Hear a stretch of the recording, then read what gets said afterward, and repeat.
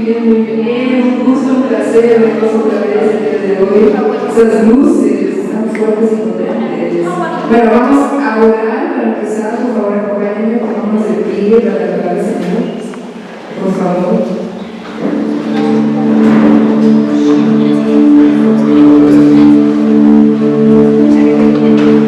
Señor Jesús, gracias por este día. Gracias por tu amor, tu bendición. Gracias porque puedo estar contigo, Señor, podemos estar aquí reunidos en tu espíritu, Señor. Pedimos para que tu presencia nos acompañe en este tiempo. Queremos alabarte, queremos estar gozosos en ti, Señor. No queremos escuchar los pedidos de Satanás, no queremos seguir dándole pie a las acusaciones y la condenación, Señor. Estamos aquí libres y tú dices en Romanos 8, que ya no hay condenación por todos los que están hechos. Entonces confiamos en esas promesas y con esas promesas nos alegramos, nos alistamos para la oración. En el nombre de Jesús, y todos dicen amén.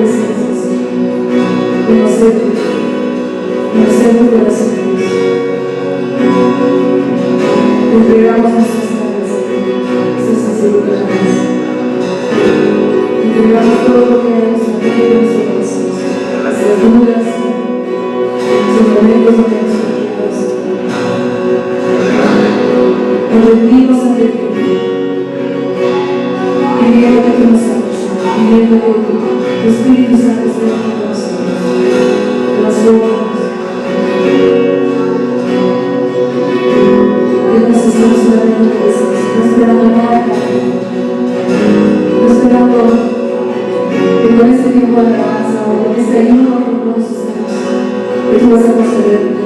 condiciones de situación. Sabemos que lo puedes hacer, Señor, y no queremos buscarte con desinterés. Queremos buscarte con corazones puros, con corazones deseando solo más de ti y nada más. Amén.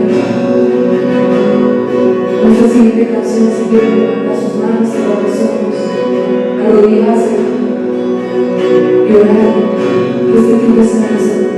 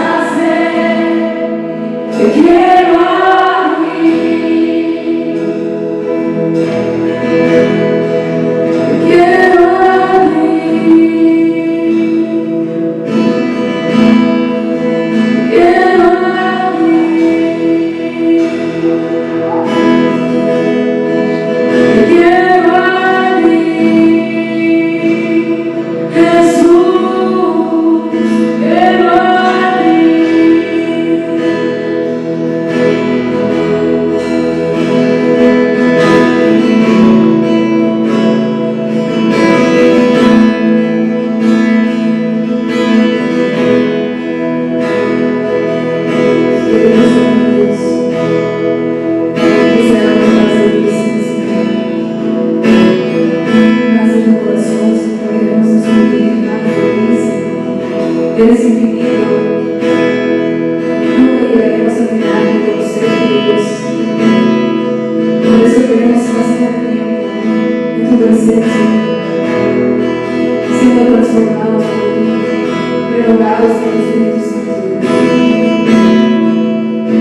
Pedimos que tu Espíritu nos acompañe en este tiempo. Abre nuestros oídos, abre nuestros corazones para escuchar tu mensaje. No queremos manipular la palabra, tu palabra para que se acomode a nuestros deseos, a nuestra mente, Señor. Queremos escuchar el mensaje que tú tienes para nosotros esta noche. Ayúdanos, Dios, en tu nombre, Jesús. Amén.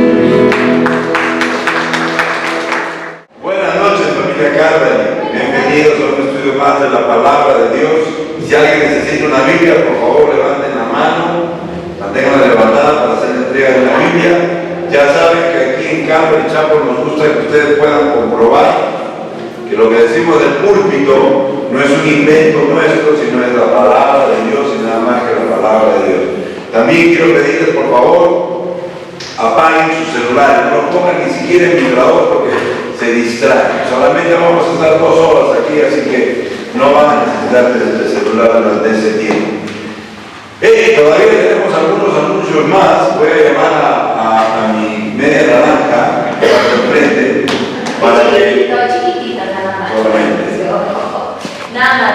El domingo 9, domingo 9 de Resurrección, por favor, inscríbanse, necesitan para el festival, para el almuerzo, vamos a hacer tallarines con salsa roja y salsa verde, así que por favor necesitamos tallarines ancochados, así que si quieren apuntarse por favor con lo evita. Al final necesitamos eso y necesitamos rocoto. Eso es lo que nos falta, nada más. Nada más y... Cocinado. Y otro anuncio es que este viernes, bueno, para los que están haciendo el ayuno y los que no están haciendo el ayuno, todos están bienvenidos.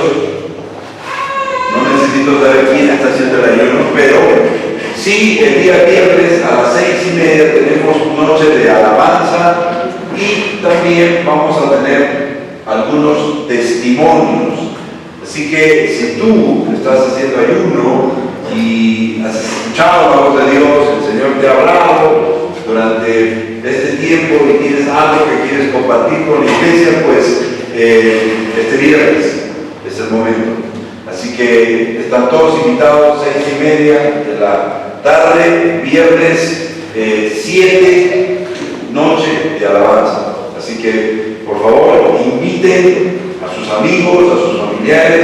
Todo este tiempo de viernes, domingo es un buen momento para evangelizar, es un buen momento para traer al vecino, para traer al amigo, para traer al compañero de trabajo, a algún familiar que esté de visita por acá, traerlo para que conozcan un poco más quién es Jesús y qué es lo que hizo realmente en esa cruz del Calvario. ¿Ok? Así que ya tienen todos sus Biblias a la mano. ¿Hay algún otro anuncio? ¿No? ¿Estamos? ¿Ya? Biblia a la mano, vamos a continuar nuestro estudio en 2 de Samuel, capítulo 14. 2 de Samuel, capítulo 14, vamos a continuar nuestra serie que titulamos David, un hombre conforme al corazón de Dios. David, un hombre conforme al corazón de Dios. 2 de Samuel, capítulo 14. Y antes vamos a orar para entregar este tiempo al Señor, pero no me quiero pasar porque realmente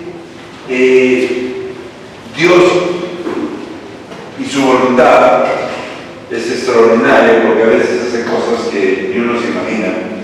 Y una persona se iba a ir hoy en la mañana y no se fue y se quedó, y entonces nos da la oportunidad de despedirlo como se merece por sus 2 meses que ha estado sirviendo con nosotros. Así que voy a llamar a Jordi al frente.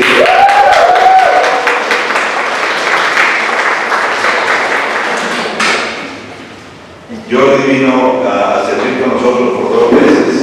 Se iba a ir hoy, el avión no partió, cambiaron su pasaje para mañana y de repente lo vuelven a cambiar para pasado mañana. No sabemos, pero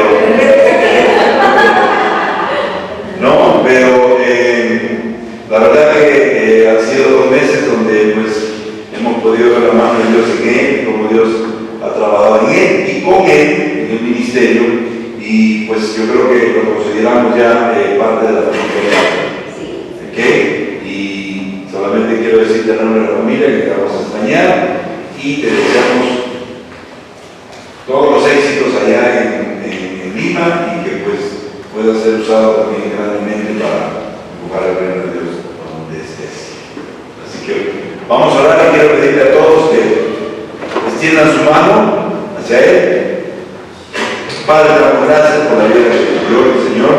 Tú sabes que tú has tocado su corazón también, Señor, y de todos nosotros, Señor, y has visto, Señor, has visto cómo Él se ha entregado, Señor, en este ministerio y ha sido estirado, ha sido moldeado, ha sido, Señor, usado grandemente, Señor, para afectar a personas, a jóvenes, Señor. Y bueno, ahora tiene que regresar, Señor, y yo sé que tú lo vas a usar también grandemente allá en el Señor. Yo te pido que lo bautices con el poder de tu Espíritu Santo, que lo lleves con bien, Señor, que le des una visión de lo por venir, Señor, y que pues, Señor, estaremos escuchando, Señor, de todo lo que tú vas a hacer con él, Señor, porque sabemos que tú tienes un plan y un propósito en su vida. Así que cuídalo, protégelo, Señor, en su camino de vuelta de aquí a Cajamarca, de Cajamarca a Lima, Señor, y que llegue sin ninguna dificultad, Señor, pues, y que tú lo estés cuidando en todo el camino, Señor. Estamos agradecidos por su vida y por su servicio en el nombre de Cristo Jesús. Amén.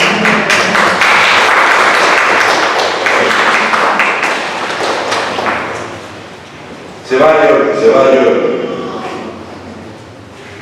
Vamos a orar. Padre, te damos gracias por este tiempo, Señor. Venimos a ti, Señor, cargados, Señor, pero también, Señor, con hambre y sed, como dice tu palabra en Mateo 5, Señor, con hambre y sed de justicia, Señor, con hambre y sed de conocer más de ti, quién eres tú, Señor, a través de tu palabra, Señor. Esa palabra que nos has dejado, Señor, que nos inspira, Señor, que también, Señor, nos da instrucciones de cómo vivir nuestra vida cristiana, Señor. Queremos agradarte, Señor, queremos mostrarte, Señor, que te amamos, Padre Celestial. Queremos que el día de hoy nos hables, Señor, con este libro de Segunda de Samuel, Padre Celestial.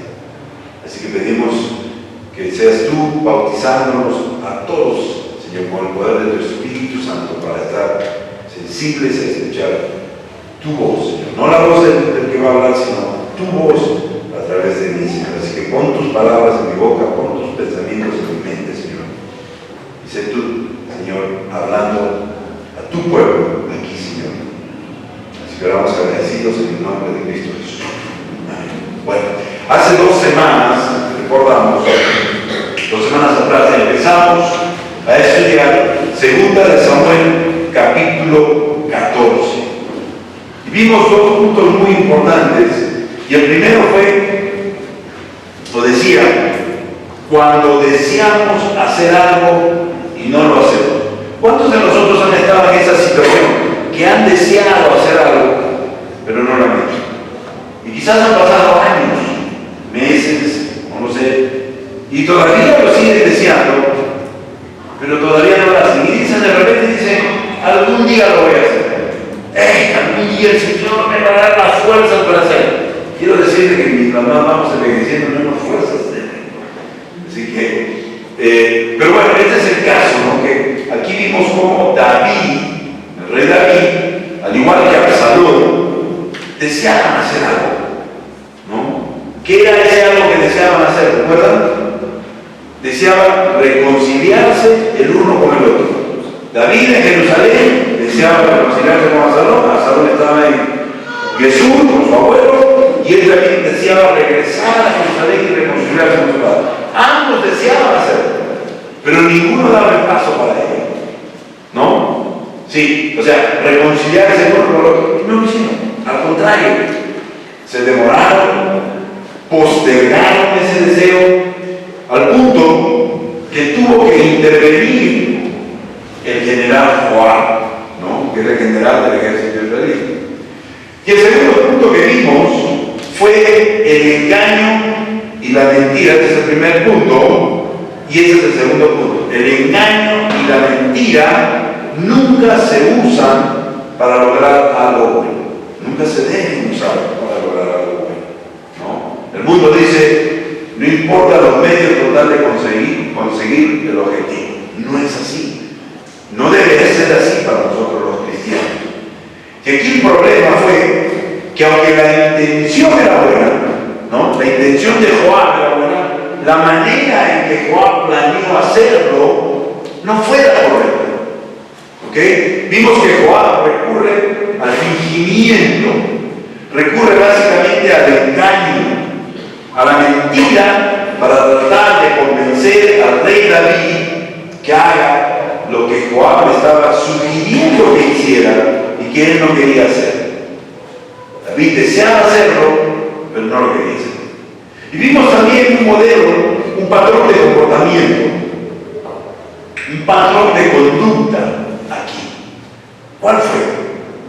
Que toda la familia iba buscando la manera de usar el engaño, usar la mentira como un arma para lograr sus objetivos, para conseguir todo lo que deseaban. ¿No? Es triste escuchar muchas veces que un cristiano está engañando a una persona para conseguir algo, ¿no? Y que una persona diga, si ese es cristiano, yo no quiero ser así. ¡Qué mal testimonio! ¿No? Según de Corintios nos dice en 5:20 que somos embajadores de Cristo. Y la pregunta que siempre tenemos que hacernos, o todos los días de repente al final del día hacernos es, ¿hemos sido hoy buenos o malos embajadores de Cristo? Porque el mundo nos está mirando, ¿no? Entonces Joab tenía buenas intenciones, quería que los dos se reconciliaran, pero la manera como él lo quería hacer era a través del engaño, ¿no? Y ese era básicamente el patrón de conducta que estábamos viendo en la familia, ¿no? Y se recuerda, por ejemplo, lo hizo David con lo de Urías, lo hizo Amnón con lo de Tamar, lo hizo Absalón con lo de Amnón, ¿no? Cuando lo mató. Y ahora Joab estaba también a punto de hacerlo, y dice el texto en el versículo 2 de 2 de Samuel, no está en la pizarra, que dice, envió Joab a Tecoa, ¿no? E hizo traer de allá una mujer astuta. Y le dijo, yo te ruego que finjas, o sea, que engañes, que mientas. Estás de duelo y te vistas ropas de luto y no te unjas con óleo, sino preséntate como una mujer que desde mucho tiempo está de duelo por algún muerto. ¿Qué vemos aquí, iglesia? Vemos que Joab entró en el mismo patrón de conducta de la familia al planear traer a esta mujer de Tecoa para engañar al rey David. Y bueno, era de esperarse. Joab era también de la familia, él era sobrino del rey, era el hijo de su hermana llamada Salvia. Lo podemos ver en el libro de Crónicas 2, del 3 al 16, que dice, y aquí está hablando de la genealogía de los judaítas, que dice, e Isaac engendró a Eliab, su primogénito, el segundo a Aminadab, Simeá, el tercero, el cuarto Netaneel, el quinto Radai, el sexto José, el séptimo David, de los cuales Salvia y Abigail fueron hermanas, y los hijos de Salvia fueron tres, Abisai, Joab y Asael. Ahí están.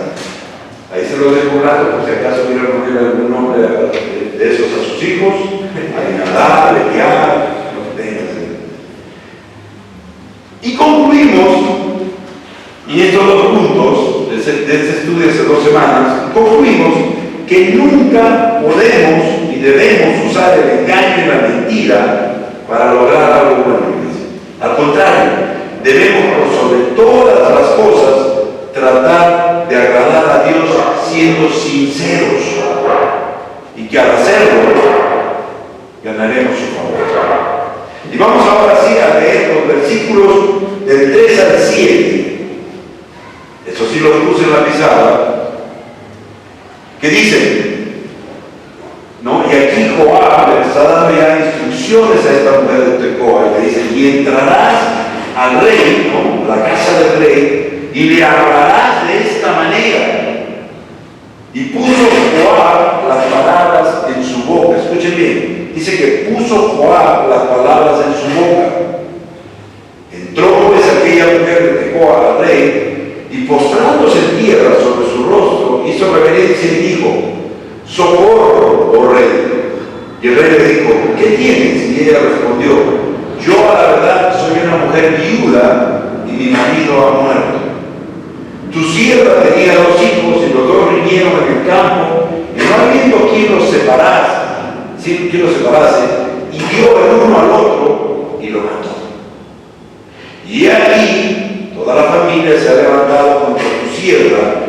diciendo: entrega al que mató a su hermano para que le hagamos morir por la vida de su hermano a quien él mató. Y matemos también al heredero, así apagarán el ascua que me ha quedado, no dejando a mi marido nombre ni descendencia sobre la tierra. Y si estás tomando nota, sería el punto número 3, el temor que viene de pensar en cumplir la ley.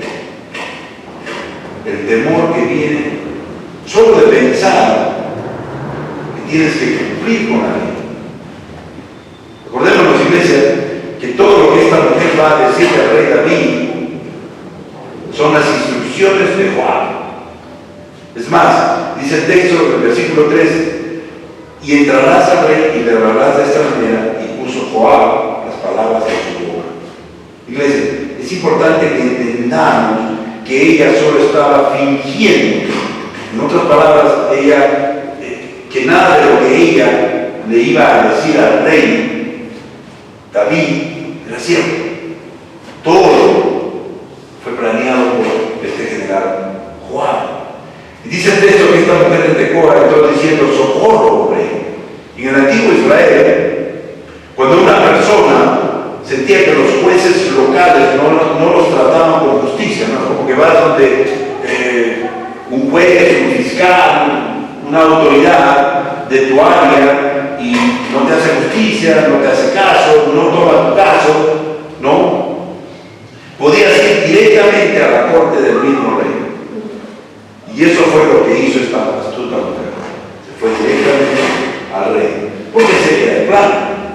Por otro lado, está el general Joab, que es el actor intelectual de todo esto, y que en su afán de querer convencer a David de que traiga de vuelta a su hijo Absalón, como que quiso limitar, no sé si se acuerdan, al profeta Natán, inventando también una historia.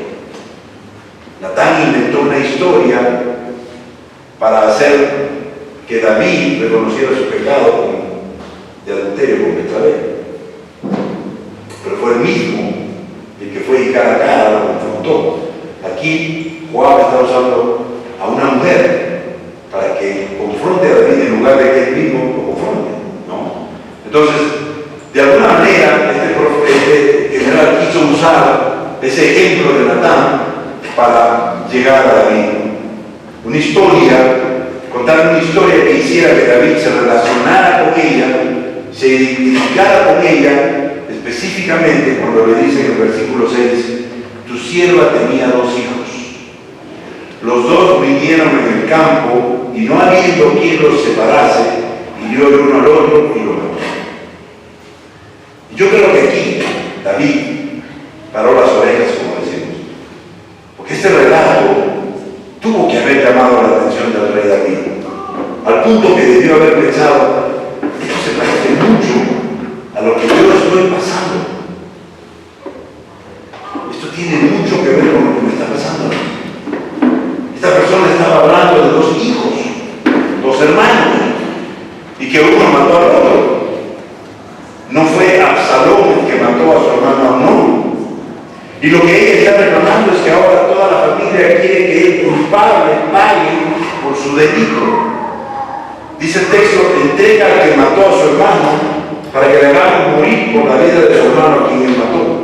O sea, David probablemente en ese momento estaba pensando con temor que Absalón tendría que ser traído de Jesús para que pague por la muerte de Amnón. Porque luego dice el texto: y matemos también al heredero, así apagará el lazo que me ha quedado, no dejando a mi marido nombre ni descendencia sobre la tierra. ¿Qué está sucediendo aquí, iglesia? ¿Qué está sucediendo aquí? La mujer le está diciendo al rey: ¿sabes qué? Esto es lo que pasó con mis 2 hijos, y ahora mi familia está exigiendo que este hijo asesino, el que mató a su hermano, debe devolver y pagar por lo que hizo, porque eso dice la ley de Dios. Aparentemente, este era el único hijo que le quedaba. Recordemos que ella está inventando, ¿no? Pero aparentemente este era el único hijo que le quedaba. Este era el heredero. Y si ese hijo moría, mujer iba a quedar completamente desamparada y el nombre de su esposo iba a desaparecer de Israel. Y quizás no entendamos esto, iglesia, pues un poco de historia, pero quizás no entendamos esto, iglesia, pero los israelitas, para ellos era muy importante mantener descendencia para poder identificarse como parte del pueblo israelita, ¿no? Su herencia tribal, o sea, a qué tribu pertenecía, venía del hombre. Así que era muy importante para ellos esto. Pero esta familia dice que quería que el heredero del asesino, el único hijo que le daba, pagara por su delito. Un poco como que, por ejemplo, en Estados Unidos y en otros países, por lo general, solo se usa un apellido. Generalmente es el apellido materno. Por lo tanto, el apellido materno de alguna manera se pierde. Así que, para los padres, es importante tener un hijo hombre, porque de esa manera perpetuará el apellido. En mi caso, por ejemplo, tengo un hijo hombre, se llama Rey, su apellido es Alegre, mi apellido es Alegre, continúa mi apellido. Tengo dos nietos, Daniel y Marcelo, Alegre, siguen perpetuando mi apellido. ¿No? Algo parecido. Y algo así pasaba y pasa hasta ahora en Israel, al punto que cuando querían identificar a una persona si era israelita, sobre todo cuando pensaban en los exilios, le preguntaban, ¿quién fue tu padre? Y al hacerlo podían saber si era israelita y a qué tribu pertenecía. Ahora, de nuevo, recordemos que todo esto fue lo que Joab le dijo a la mujer que dijera.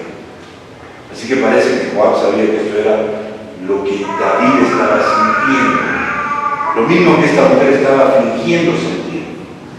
Y probablemente en la mente y en el corazón de David estaba pasando este pensamiento: si traigo a Absalón de Jerusalén a Jerusalén, se me va a pedir que haga justicia por lo que hizo Amnón, y como rey tengo que hacer cumplir la ley de Dios.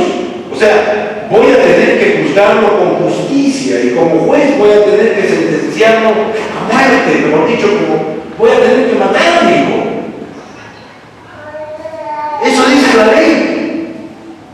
Lo vemos en el libro de Levíticos 24:17, el que quite la vida a otro ser humano, ¿qué dice? Será condenado a muerte.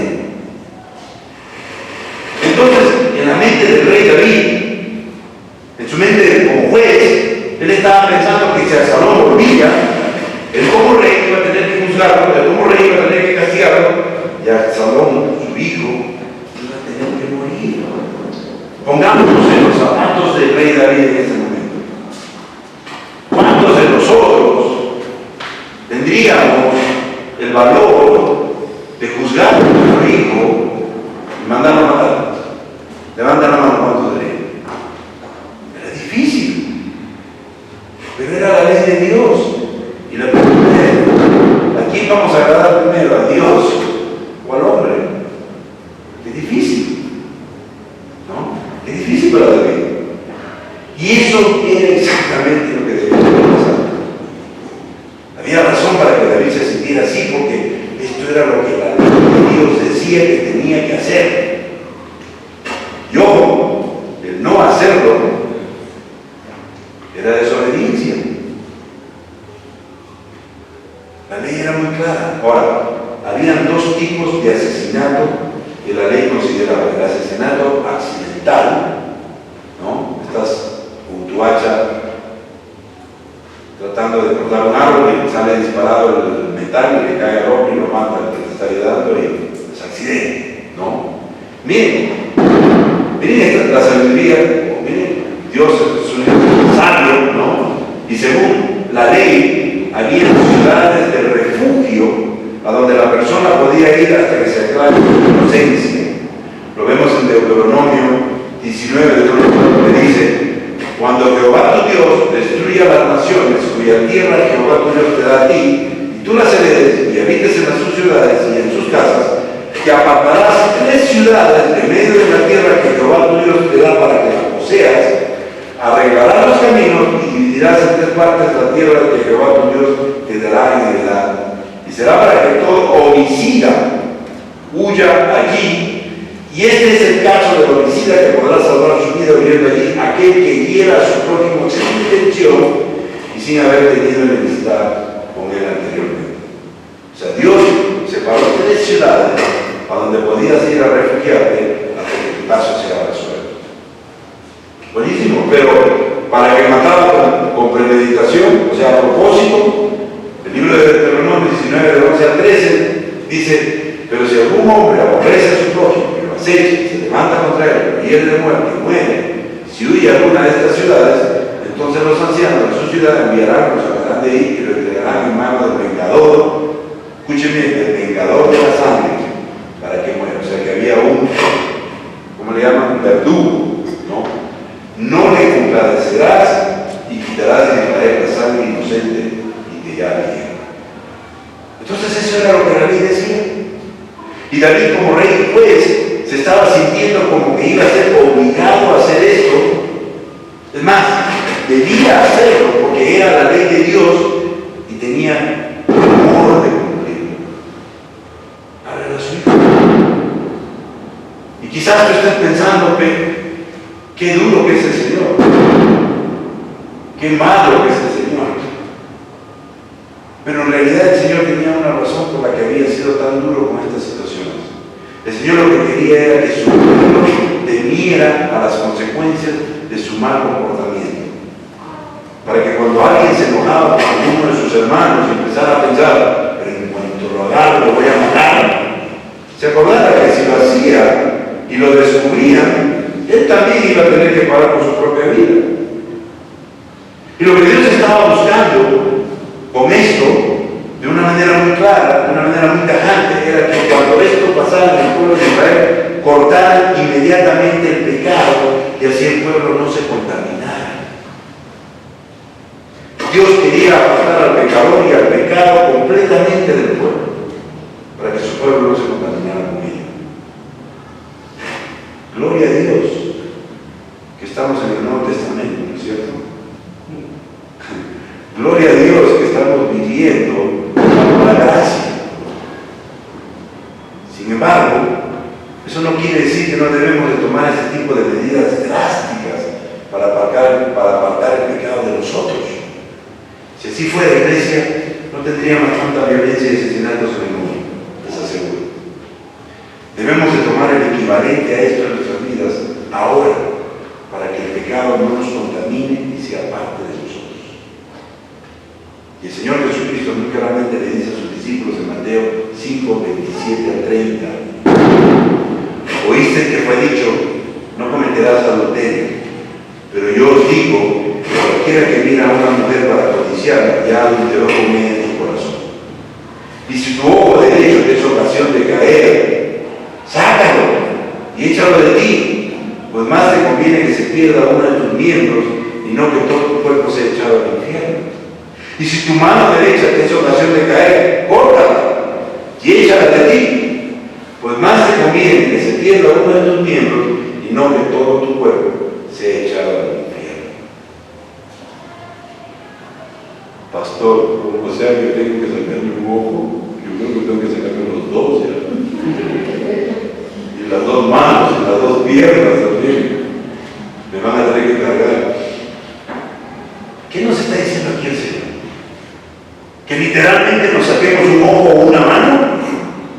No. Lo que nos está diciendo aquí el Señor Jesús es que es importante para nosotros que tomemos todo lo que nos pudiera hacer caer, todo lo que nos pudiera contaminar, y que lo echemos tan lejos de nosotros mismos como podamos, para no arriesgarnos a caer en ese pecado.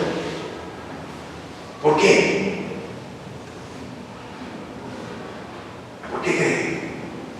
Porque es mejor vivir sin ciertas cosas que tener esas cosas y que luego esas cosas nos hagan caer en pecado que sabemos no le agradan a Dios. Y podemos nombrar tantas cosas que por sí solas no tienen nada de malo aparentemente, pero que Satanás ha usado y usa para introducirlo en nuestras casas, por medio de nuestros ojos, por medio de nuestros oídos, por medio de tantas cosas. La cultura, por ejemplo, la tradiciones, las costumbres milenarias, etcétera, etcétera. Y tenemos que buscar deshacer nuestras cosas, iglesia, sacarlas de nuestras casas, quemarlas, desaparecerlas. Hay costumbres, por ejemplo, que el hombre tiene. El hombre tiene que beber, si no, no es un hombre. ¿No han escuchado eso?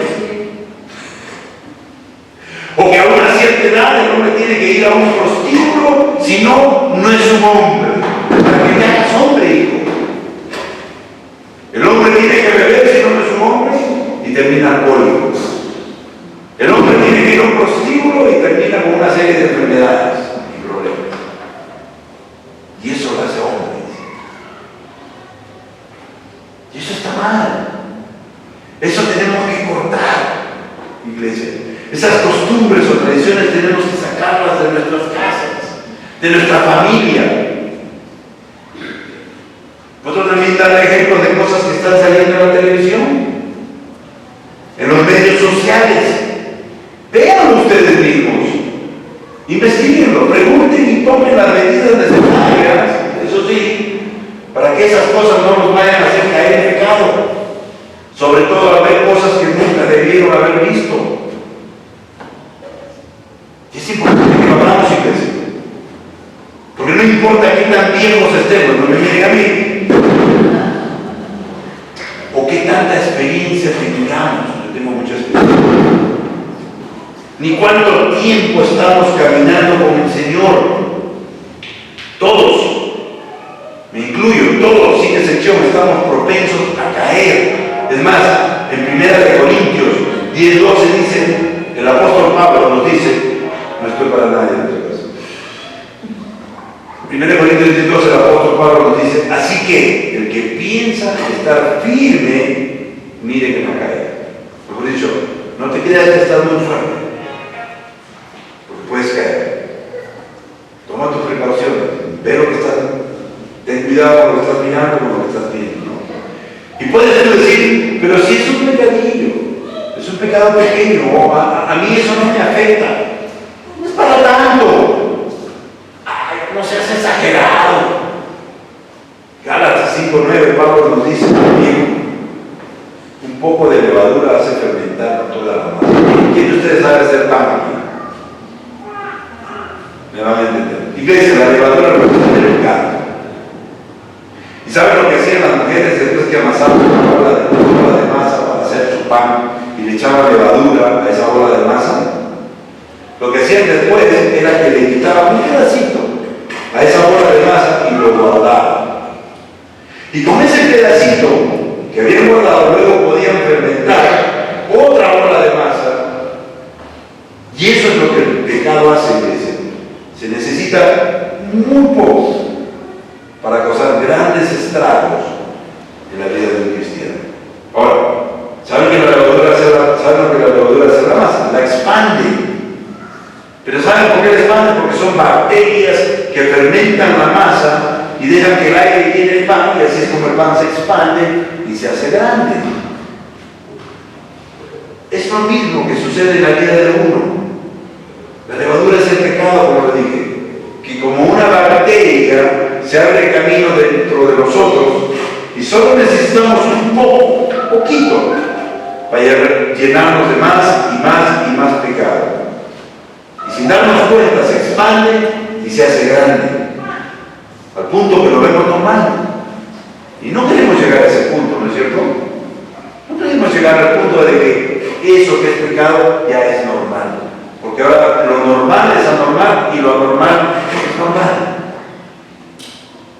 No queremos llegar a ese punto, iglesia. No queremos traer eso dentro de la iglesia. Menos. Pablo le dice a los Corintios en 1 Corintios 5, del 1 al 5, se oye como cosa cierta que hay entre vosotros fornicación. Y tal fornicación, cuando ni aún se sabe que exista entre los gentiles, tanto que alguno tiene la mujer de su padre, y vosotros estáis envanecidos. ¿No deberíais más bien haber hecho duelo para que fuese quitado de en medio de vosotros el que cometió tal acción?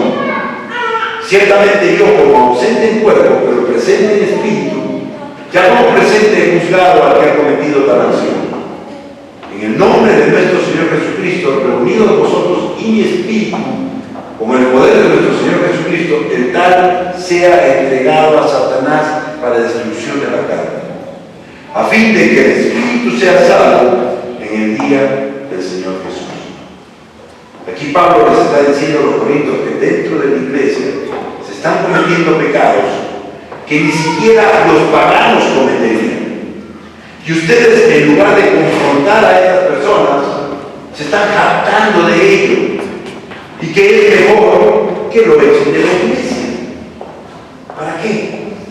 Para que como la levadura no fermente al resto de la congregación. En otras palabras, para que no contamine a toda la iglesia. Entonces vemos que sí, con justa razón, David tenía temor de lo que esta mujer estaba diciendo acerca de lo que su familia quería que hiciera con el hijo que había matado a su otro hijo. Y David ahora se encontraba, como decimos, entre la espada y la pared. Leamos los versículos del 8 al 11, que dice: entonces el rey dijo a la mujer: vete a tu casa y yo daré órdenes con respecto a ti. Y la mujer de Tecoa dijo al rey: rey, señor mío, caiga toda la culpa sobre mí y sobre la casa de mi padre, mas el rey y su trono sean libres de culpa. Y el rey dijo: al que hable contra ti, tráelo a mí, y no te tocará más. Dijo él entonces: te ruego, oh rey, que te acuerdes de Jehová tu Dios, para que el vengador de la sangre no aumente el daño y no destruya a mi hijo. Y él respondió: vive Jehová, que no caerá ni un cabello de la cabeza de tu hijo en tierra. Punto 4, con esto terminamos. Dice: el temor que te hace no cumplir la ley. Podemos pensar que David por temor no quería cumplir la ley con su hijo y por eso decidió no hacerlo con el hijo imaginario de esta mujer de Tecoa. Obviamente. Y dice el texto que David le dijo a esta mujer: vete a tu casa y yo daré órdenes con respecto a ti. Esto significa que David no se rehusó a ayudar a esta mujer. Quizás solo necesitaba tiempo para pensar, no en lo que debía hacer. Ojo, no podemos nosotros pensar en lo que debemos hacer porque conocemos la ley. Si conoces la ley, si conoces la palabra de Dios, tú sabes lo que debes hacer. David sabía lo que debía hacer porque él conocía la ley, pero era lo que él quería hacer. Una cosa, iglesia, y hay una diferencia muy grande entre lo que debemos de hacer y lo que queremos hacer. La palabra de Dios es muy clara con respecto a lo que debemos hacer, pero somos nosotros los que decidimos lo que queremos hacer. En otras palabras, ¿obedecemos la ley o no la obedecemos? Por ejemplo, la palabra de Dios nos dice en el libro de Proverbios 29, del 15 al 17: la vara y la corrección dan sabiduría, mas el muchacho consentido avergonzará a su madre. Cuando los impíos son mucha es la transgresión, mas los justos verán la ruina de ellos. Corrige a tu hijo y te dará descanso y dará alegría a tu alma. Aquí la palabra de Dios es clara. Acá la palabra de Dios nos dice bien claro lo que debemos hacer o no. Corregir a nuestros hijos. Pero tú, sabiendo la palabra de Dios, decides lo que quieres hacer con tu hijo. Si quieres lo corriges, si no, no lo corriges. Pero quiero advertirte, y debo hacerlo también. Debo advertirte que el no hacerlo, al no hacerlo, estás desobedeciendo a Dios directamente y eso trae consecuencias. Como le pasó a David, lo estamos viendo. Vemos entonces que Juan decidió suavizar y preparar el corazón de David hacia Absalón. Al traer a una viuda ante él con una historia similar, un hijo mató al otro y ahora ella estaba alejada de su hijo y parece que lo consiguió. 9, y la mujer de Tecoa dijo al rey: Rey, señor mío, caiga toda la culpa sobre mí y sobre la casa de mi padre, mas el rey y su trono sean libres de culpa. En otras palabras, señor rey, si lo critican por ayudarme, que la culpa caiga sobre mí y sobre la casa de mi padre, y que el rey y su trono sean inocentes. Esto quiere decir que la mujer sabía que lo que David iba a hacer no estaba bien y que iba a ser criticado por su pueblo, pero a la vez estaba preparando, escuchen bien, estaba preparando su mente y su corazón para atreverse a no cumplir la ley. Lo estaba retando, estaba preparando su mente. Yo recuerdo cuando era joven, fui desafiado por mis amigos a romper la ley, aún sabiendo que estaba mal, solo para ganar su aprobación y así hacerme más culto, como dicen ahora, más popular. A que no te atreves a hacer esto, a que no te atreves a hacer lo otro. Un amigo murió porque lo retaron a que cruzara una pista, cerrando los ojos en una moto, se chocó, se mató. En mí mi reto no era ese, pero sí tenía que infringir la ley. Y ellos prepararon mi mente y mi corazón, retándome a que lo hiciera, a que no te atreves, no puedes, te chupas, tienes miedo, etcétera, etcétera. Y terminé haciéndolo. Y tuve consecuencias por ello, ya que terminé en la cárcel. Así que tenemos que tener mucho cuidado cuando el enemigo usa a otras personas para retarnos, para incitarnos a hacer cosas que están en contra de la ley. Y luego añade en el versículo 10: al que hable contra ti, tráelo a mí y no te tocará. Esto es lo que Joab y esta mujer de Tecoa esperaban escuchar de parte de David. Como se dice, misión cumplida. Y luego ella le responde en el versículo 11: te ruego, rey, que te acuerdes de Jehová tu Dios, para que el vengador de la sangre no aumente el daño y no destruya el mío. Aquí la mujer de Tecoa se refirió a la costumbre del vengador de la sangre. Esto es historia, pero podemos saberlo. Este vengador de la sangre tenía la responsabilidad de vengar la muerte de un miembro de la familia.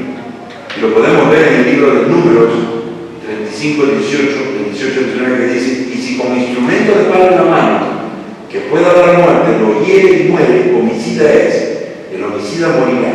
El vengador de la sangre le dará por su propia mano muerte al homicida, cuando lo encuentre, él lo matará.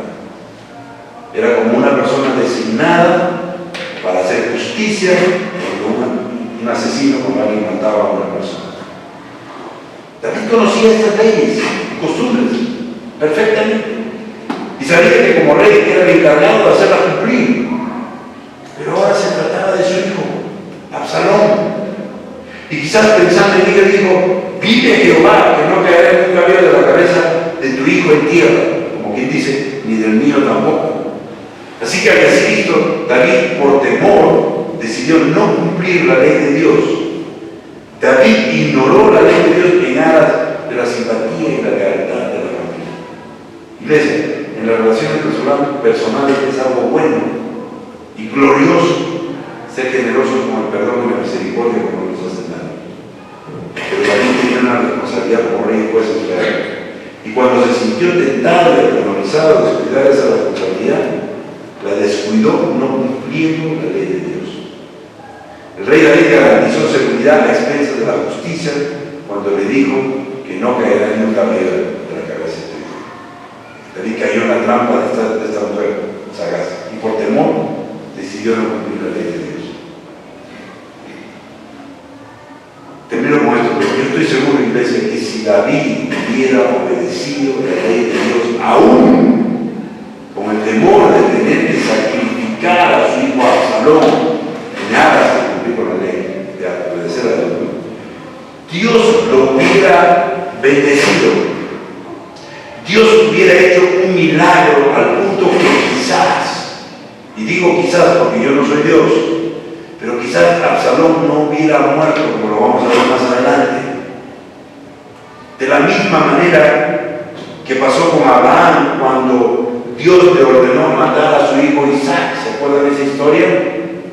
Lo vemos en el libro de Génesis 22, del 1 al 13, que dice: y aconteció después de estas cosas que Dios puso a prueba a Abraham y le dijo: Abraham, le respondió: heme aquí. Y le dijo: toma ahora tu hijo, tu único hijo Isaac, a quien ama, y vete a tierra de Moriah y ofrécelo allí en holocausto sobre uno de los montes que yo te diré.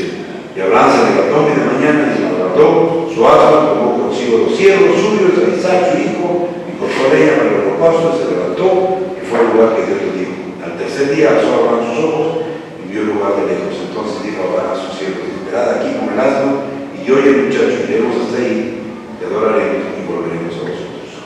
Y tomó Abraham la leña del holocausto y la puso sobre Isaac su hijo, y él tomó en su mano el fuego y el cuchillo, e iban ambos juntos. Entonces habló Isaac a Abraham su padre y le dijo: Padre mío. Y él respondió: heme aquí, mi hijo. Y él dijo: he aquí el fuego y la leña, más ¿dónde está el cordero para el holocausto? Y respondió Abraham: Dios se proveerá de cordero para el holocausto, hijo mío. E iban juntos. Y cuando llegaron al lugar de Dios, edificó allí Abraham un altar y compuso la leña, y ató a Isaac su hijo, y lo puso en el altar sobre la leña, y extendió a Abraham su mano y tomó un cuchillo para degollar a su hijo. ¿Qué pasó? El ángel de Jehová le dio voces desde el cielo y dijo: Abraham, Abraham. Y él respondió: heme aquí. Y no extiendas tu mano sobre el muchacho ni le hagas nada, porque ya conozco que temes a Dios, por cuanto no me lo usaste, tu único. Entonces alzó Abraham sus ojos, miró, y aquí a sus espaldas un carnero trabado en un zarzal por sus cuernos, y fue Abraham y tomó el carnero y le ofreció el holocausto en lugar de su iglesia. Esto nos muestra una vez más lo importante de obedecer la ley de Dios. Y muchas veces no vamos a entender el qué y el por qué. Muchas veces va a ser una obediencia ciega. Pero cuando lo hacemos, hay bendición. Dios quiere bendecirte. Dios quiere abrir las compuertas del cielo y derramar bendición tras bendición sobre ti. Y Él solo te pide una cosa: que seas obediente a su ley. Nada más. Que seamos obedientes a la ley de Dios. Que seamos obedientes a su palabra. En conclusión, iglesia, hoy vimos 2 puntos. Punto 3, que dice el temor que viene de pensar en cumplir la ley. Y el punto 4, que dice el temor que te hace no cumplir la ley. Y aquí vimos cómo el enemigo primero trabajó en la mente de David, creando el temor en él, para luego trabajar en su corazón y así desobedecer a Dios, no cumpliendo con su ley, no cumpliendo con su palabra. Y quiero decirte que muchas veces el enemigo trabaja así en nosotros, iglesia. Primero entra en nuestras mentes, poniéndonos dudas, temores, para luego trabajar en nuestros corazones, produciendo desánimo, falta de fe, el querer hacer las cosas de nuestras propias fuerzas, y terminamos desobedeciendo su ley, su palabra. Y el Evangelio de Mateo 22, 36, 37 nos dice: Jesús mismo: amarás al Señor tu Dios con todo tu corazón, con toda tu alma y con toda tu mente. Es necesario, iglesia, que todo nuestro ser, corazón, alma y mente estén alineados a la voluntad de Dios, para así no caer en la trampa del enemigo. Amén. Amén. Padre, te damos gracias esta noche, Señor. Gracias por tu palabra, Señor, que es poderosa, Señor. Gracias por tu palabra, que es como una espada de doble filo que penetra hasta lo más profundo de nuestros seres. Estamos agradecidos, Señor, porque sabemos, Padre, que tú has puesto tu mirada en cada uno de nosotros, Señor. Y tú tienes un plan y un propósito para nuestras vidas, Señor. Queremos estar alineados con tu voluntad, Señor. Queremos que todo nuestro ser, corazón, alma y mente estén alineados contigo, Padre, a través de tu Espíritu Santo, Señor. Que nuestra mente esté llena de ti, de tu palabra, Señor. Que no caigamos en la trampa del enemigo, Señor. Que podamos contrarrestar, Señor, esos dardos que nos mandan enemigos, Señor. Que podamos ver las cosas como cosas espirituales y que darnos cuenta, Señor. El enemigo está como un león rugiente buscando a quien devorar. Oro, Señor, para que cada vez nos fortalezca más en tus palabras, que sea tu palabra, Señor,